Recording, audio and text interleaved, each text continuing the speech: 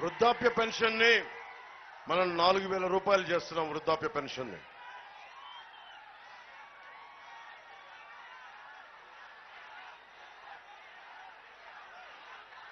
నిన్న నేను చంద్రబాబు గారు మొన్న మన ఉమ్మడి కూటమి ప్రభుత్వం తాలూకు మేనిఫెస్టోని విడుదల చేశాం.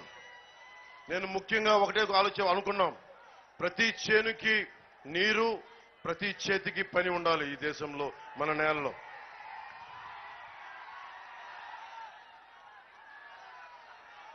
యువతకి 20 లక్షల ఉద్యోగాలు, ముఖ్యంగా మన పాలకొండలో కనీసం పరిశ్రమలు ఉండాలి.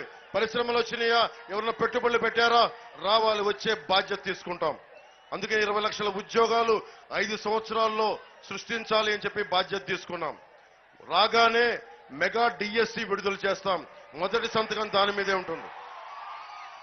ప్రతి రైతుకి ఏటా 20,000 రూపాయల ఆర్థిక సహాయం చేస్తాం. ముఖ్యంగా మన పాలకొండ నియోజకవర్గంలో మన మండలాల్లో ఉన్న ఏనుగులు పచ్చని మనకి చెరుకు పంటల మీద కానీ మిగతా పంటల మీద కానీ ఏనుగులు మందులు వచ్చి ఇబ్బంది పెడతా ఉంటే నేను సిద్ధం అంటాను. జగన్ ఒక్కసారి కూడా పరిహారం ఇవ్వలా. నేను పరిహారం ఇచ్చే దిశగా కూటమి ప్రభుత్వం బాధ్యత తీసుకుంటుంది. అలాగే భవిష్యత్తులో ఏనుగులు రాకుండా ఉండాలంటే ఏం చేయాలి, అటవీ శాఖతో కూర్చొని, కేంద్ర పర్యావరణ అటవీ శాఖతో కూర్చొని, పర్యావరణ శాఖతో కూర్చొని ఏనుగుల్ని, గడ్కరీ గారు కూడా ఈరోజు అదే మాట ఇచ్చారు, ఏనుగులు మన పంటల్ని ధ్వంసం చేయకుండా దానికి ప్రత్యామ్నాయ మార్గాలు ఎదుగుతాం. ఈ లోపు పంట నష్టపోయిన రైతాంగానికి పరిహారం ఇచ్చే బాధ్యత కూటమి ప్రభుత్వం తీసుకుంటుంది.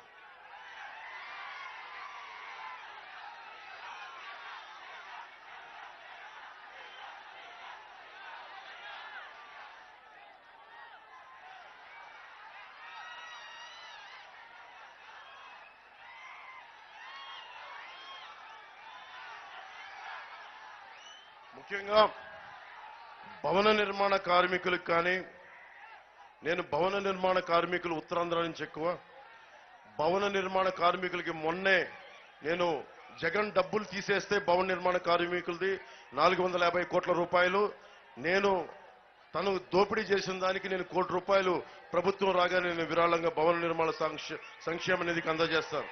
అలాగే భవన నిర్మాణ ఏ డబ్బు అయితే తీశారో ఆ సంక్షేమ బోర్డుని పునరుద్ధరించి మళ్ళీ డబ్బులు పడేలా చేస్తాం. అలాగే ప్రతి పౌరునికి డిజిటల్ హెల్త్ కార్డ్స్ అందజేస్తాం. అలాగే ముఖ్యంగా ఫీజు రీఎంబర్స్మెంట్ చేశారా? మీకు ఎవరైనా ఈ ప్రభుత్వం చేసిందా?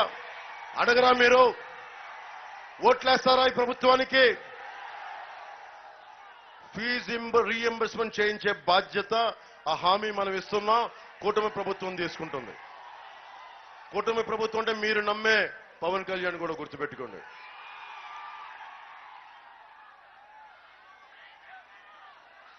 పంచాయతీ నిధులన్నీ, కేంద్ర ప్రభుత్వం నుంచి వచ్చే నిధులన్నీ, సెంట్రల్ ప్లానింగ్ కమిషన్ నుంచి వచ్చే నిధులన్నీ పంచాయతీలకి తీసుకొచ్చే బాధ్యత తీసుకుంటాం.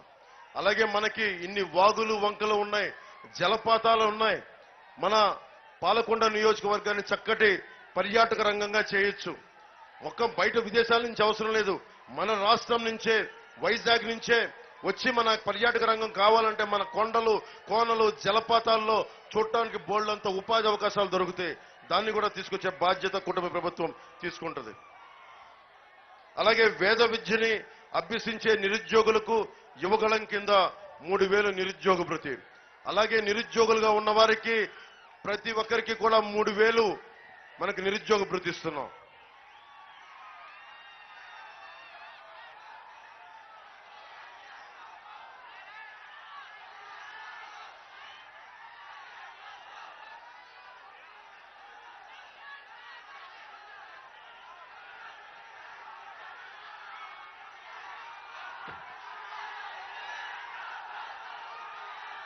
ఉమ్మడి మేనిఫెస్టోలో మన గిరిజనులకి, ఎస్టీలకి 50 సంవత్సరాలకే పెన్షన్ ని మంజూరు చేస్తాం. సప్లాన్ నిధులు మళ్లించకుండా ఈ వర్గాలకి అభివృద్ధికి వాడతాం. ఏజెన్సీలో ఆదివాసీ ఉపాధ్యాయుల్ని జీవో 3 ప్రకారం దాన్ని ముందుకు తీసుకెళ్లాలన్న ఆలోచన కుటుంబ ప్రభుత్వానికి కూడా ఉంది. అలాగే ప్రస్తుతం ప్రభుత్వం రద్దు చేసిన